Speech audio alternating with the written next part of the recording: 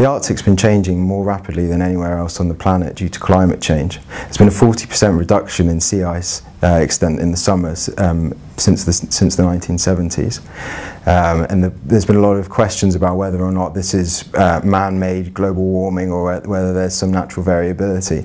And in this study we've aimed to try and separate those two components out a little bit and try and understand what the sources of variability are and how much they've affected the observations that we see. This was work that was conducted at the Japanese Agency for Marine Earth Science and Technology with my collaborators there, and I've subsequently continued the work here in Reading. We investigated two potential sources of variability in sea ice. One called the Arctic Oscillation, which we found moves sea ice around, but it doesn't actually affect sea ice extent very much, like the total amount of ice.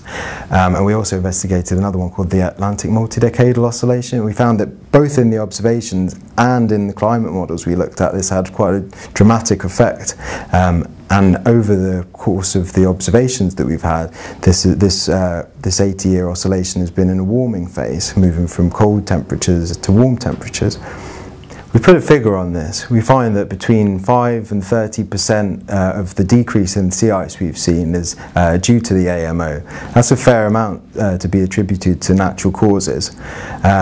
On the other hand, it implies that 70 to 95% of the changes are essentially caused by human-induced global change. We can use our understanding to improve predictions of sea ice in the Arctic, both for next summer and potentially for decades in the future. This will help the scientific community who need to know about ice conditions in order to figure out how the Arctic ecosystem is going to respond to climate change. But it's also important for shipping companies and other industries which are quickly moving into the Arctic.